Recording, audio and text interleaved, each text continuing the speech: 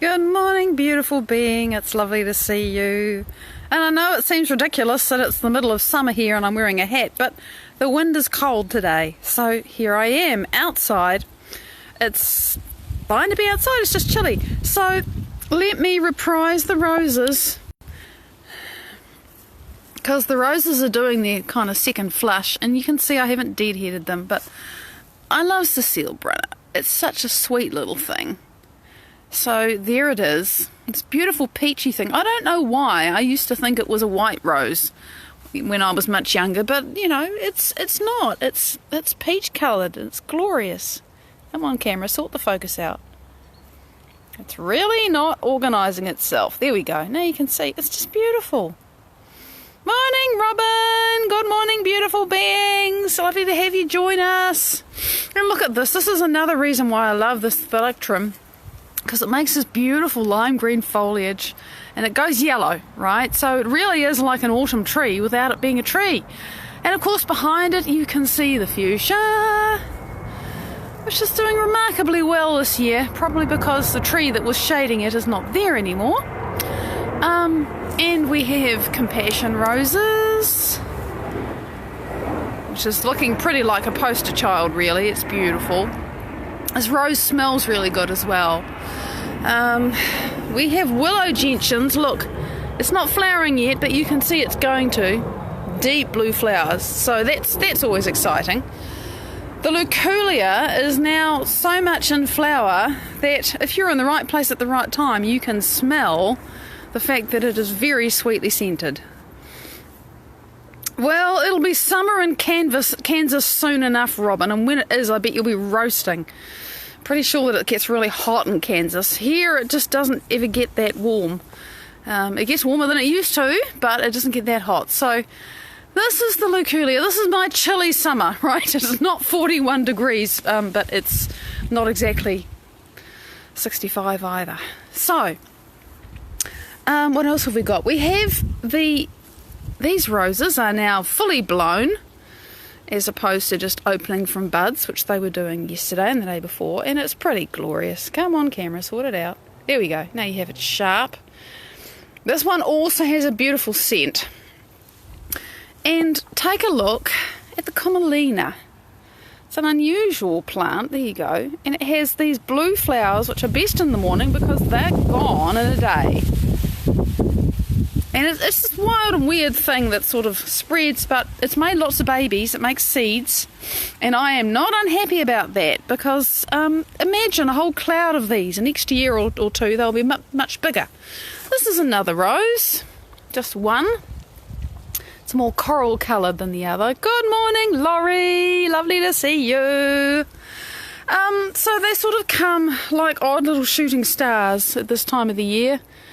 Yeah, the iceberg roses are kind of finished. Come on, camera, sort the focus out. There you go. But still, it's just lovely to see them. And there's more commelina over there, but you can't see because the camera can't get its act together. Trying to get some. There we go. And you can enjoy, as I do, the Japanese anemones. Look at that. It's just so beautiful. Right. Oh, I can smell the Luculia from here. Okay. So, today, answering a question about I can't stop feeling pissed off. And, you know, that happens, right? And for you, it might not be that you're always getting triggered and feeling angry at people.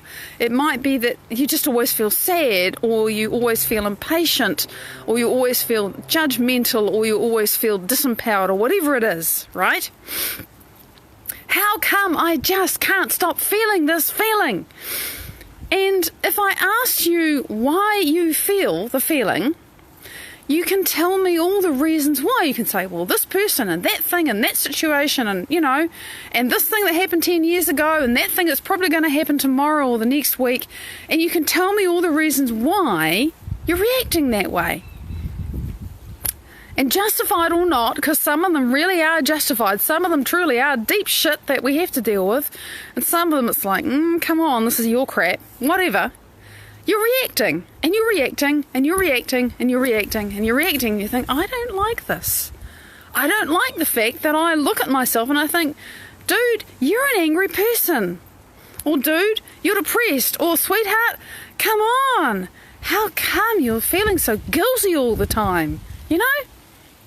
What's the deal with that?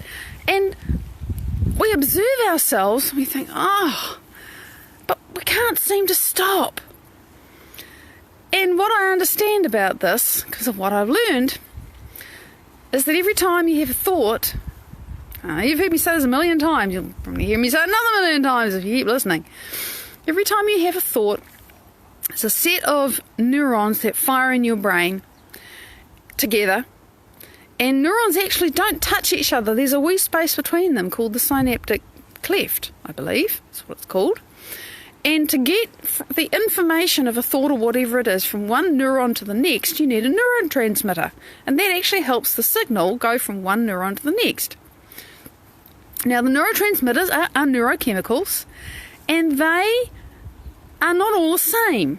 There's lots and lots and lots of different neurotransmitters, and the ones that people are most conscious of or most sort of familiar with are things like serotonin, because if you don't have enough of that in your brain, apparently you feel depressed, and melatonin, which helps you go to sleep at night, and there's one called gamma-aminobutyric acid, which is called GABA for short, that really chills you out. There's acetylcholine, which you can have a lot of if you're feeling really angry, but I think it also helps you wake up.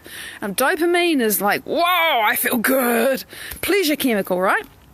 Those are neurotransmitters. And so you think, well, how come I get one neurotransmitter or the other? It's to do with what thought you're thinking. Who knew?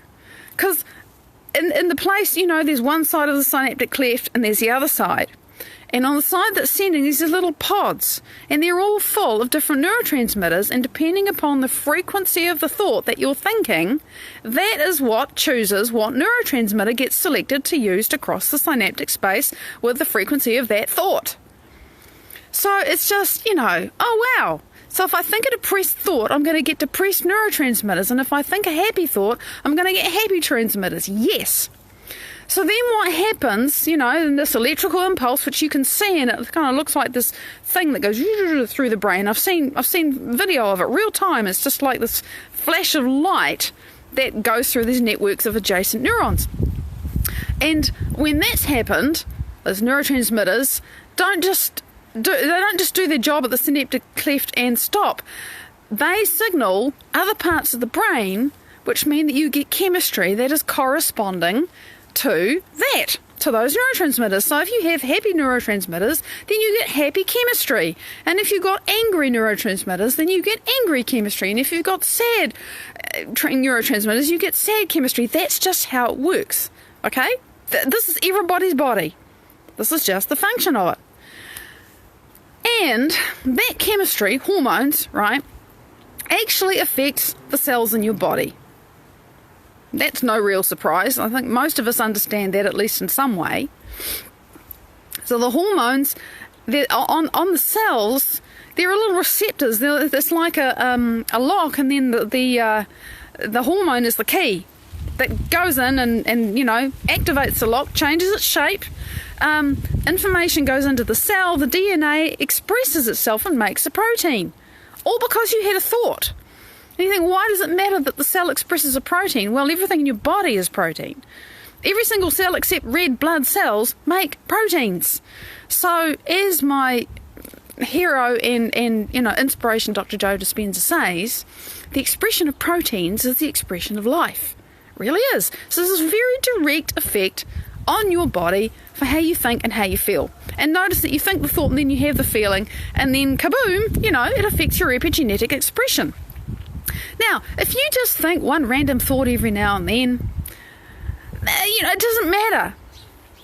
But if you keep thinking the same thought and feeling the same feeling over and over and over and over and over again for however many years you've been doing it, what happens is that those little locks that are on the cell that are waiting for the key of the hormone that comes from, having a stress or having a sadness or having a happiness or having a joy or having a love or whatever it is, or a gratitude, the cell actually says, gee, we've got a lot of stress hormones here. We've got a lot of angry chemistry here. And we've only got a few places to put it. It's like a supermarket that's only got a few checkouts open. And it will actually open up more checkouts. It will make more receptors on the cell when the cell dies or splits and makes a new one. When the cell gets replicated, there's kind of an instruction that's left in the cell that says, hey, we need a lot of receptors for anger chemicals here. Make more the next time. And the cell actually changes. It does. The supermarket gets more checkouts for angry chemicals. That's what happens. So it changes. Oh, I'm just so glad that we've got a replay, Robin. I'm so glad this is useful. I've just been explaining how the cell changes shape in response to thoughts and feelings that we have often, right? Whatever you think and feel often is literally going to change the structure of your cell.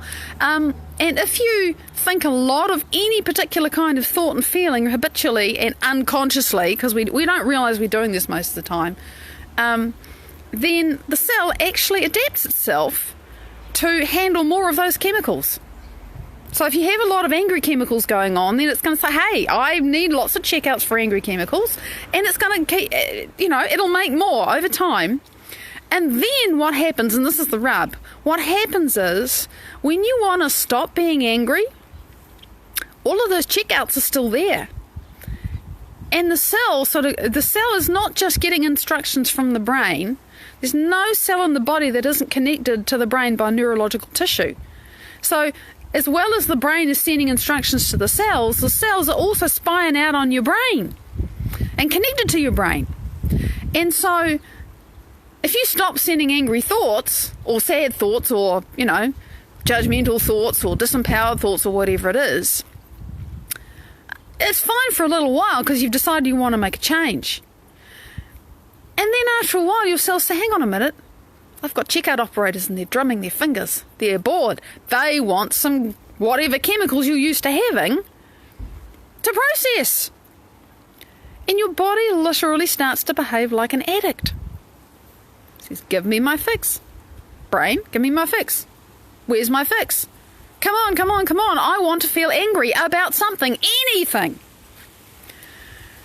And so then what actually happens is that without realising it, that this is what's going on, that our body is conditioned to anger or sadness or judgment or disempowerment or loss or whatever it is that we've got stuck in, you're having a sort of relatively okay time thinking, I'm choosing to be peaceful now or whatever it is. And then out of the blue, sometimes a thought comes up and you find yourself feeling angry for no reason, or you find yourself feeling guilty for no reason, or somebody says or does something to you, or not even to you, they just say or do something, and you go off like a firecracker and you think, where the frick did that come from? Or something justified, something comes along and your reaction is justified, but then you just can't get out of it. And you're pissed off 3 days later from something that that happened 3 days ago. Julian, my good morning, beautiful beings. What's the deal there? That is your body saying, oh, I'm getting my fix. Let me keep this going. It wants things to stay the same. It's not your enemy. It really isn't. But the body wants things to stay the same. And when you start saying, actually, I don't want 10 checkout operators for stress chemicals, for angry chemicals, for sad chemicals anymore, it takes a little while for the body to change and realise, okay, we got to take these checkout operators that only deal with stress chemicals and change them so that they're good at dealing with something else, so that they're expecting and wanting love and happiness and gratitude and joy. But you have to make that change, and it's biochemical, and it starts by thinking the different thought at the very time when your body is saying, I want you to think the old thought. And that person that you've been using, or that I've been using, however you want to think about it, that person that's pissed you off for the last 23 years is a very convenient, wonderful way for us to keep this addiction going. Carmelina, lovely to see you. We actually use the people and the circumstances and things in our lives to keep the addiction happening. It's a biochemical addiction. I'm not saying, although that is what sits underneath people getting addicted to drugs and alcohol and gambling and overeating and undereating and all that stuff. It's the same problem. But I'm not going there today. Let me check the clock. Okay, so we become addicted to the emotions we don't actually want to feel.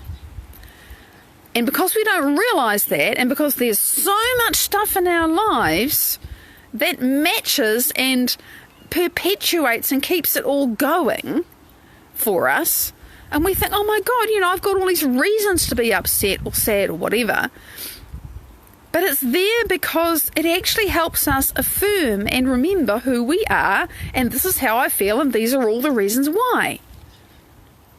So that's the fix. It's unconscious. We don't realise that we are using the circumstances in our lives to keep on feeling the way we're used to feeling. And then when you decide you want to feel something else, that's why the body fights you, because it's used to feeling the way it's used to feeling, and what it knows is considered safe, and it's always going to resist change. And so you actually have to think a different thought and feel a different feeling while your body is saying, no, I want to do what I'm used to doing. G'day, Abigail. Lovely to see you. Morning, Jan. Yay, we're all together. This is the challenge that we face, and there isn't a silver bullet, but there is a point at which people who change, without exception, have to make a decision, like the addict getting to the bottom of the barrel. It's not dissimilar, but, it doesn't mean your whole life has to fall apart. To say, it's got to stop. I'm done. I'm done with this. I've got to find a way to change. And when you've made that choice, the next thing you really have to do is, you're aware that you're feeling bad, and there's all these people and things and circumstances that are the reason why you feel bad, right? But then you've given all your power away to those people and things and circumstances, and you're saying, well, they have to change before I can feel better. Really? You want to do that? You might wait a long time. What I'm doing, and what I know works, is to take my power back from those things and saying, bloody hell, I'm going to have to practice a different feeling while I don't feel it. And to do that, I've got to know what that feeling is. I've got to actually work out, decide what I do want to feel. If I'm so used to feeling frustrated and angry and pissed off and nobody appreciates me and entitled and whatever it is, and it can be really justified. This isn't about beating up on yourself and saying, you shouldn't be feeling that. You are feeling it, okay? There's no point denying it. But what do you want to feel? Really? And you might find that quite difficult. Because, it's a great theoretical idea. Oh, I want to feel better. Well, what does better actually mean to you? Does it mean you feel appreciated? Does it mean you feel safe? Does it mean you feel worthy? Does it mean you feel love? What does it mean when all that stuff that you've busy so used to observing and feeling and experiencing going, well, that's the reason why I feel like rubbish, right? But if that's not actually the reason why you feel like rubbish, if it's just there because it's a resonant match with who you've been being for the last however long, if you want to change who you've been being into somebody else, who is that? And it can help to think about how your external circumstances will change, for sure. How would you want it to be? Because when you start thinking about that, you're going to think, oh, well, if I was living in a different place with different people and having different experiences and, I had more money or I wasn't sick or whatever it was, I would feel like this. Okay, so get to the feeling somehow, even if it's an intellectual concept of how you want to feel. Because for me, it really was for some time, I'm an actor. I'm supposed to work out how to feel gratitude and love and joy, and I'm supposed to do it right in the middle of this. Because it's me that's generating this, not the this that's generating me, which is what I've been saying, this is what I've been believing. My environment is responsible for how I feel. No, if I'm changing that and saying that I'm responsible for how I feel, independent of what's going on around me, and I didn't say this is easy, well, how do I want to feel? Because you can't start practicing that until you've actually worked it out, at least a little tiny corner of it. And then as you're walking through your life, to start paying attention to yourself, really noticing what you're thinking. I caught myself, these incredibly painful thoughts that I could barely I never even really realised what they were for like 54 and a half years, however long it's been. And it turns out it's guilt and it's shame. Andrew, good morning, lovely. And I don't know where it came from and I don't care. That's the other thing. Who cares why you feel it? Just overcome the feeling. Why on earth am I feeling all this shame and guilt? I don't know, but I don't want to feel that. How do I want to feel? I want to feel worthy. I want to feel loved. I want to feel whole. Let me go and do something about that. You got to know who you want to be, and then you're going to have to practice, and you're going to have to stay aware. And every time you think, oh, that person, hang on a minute. No.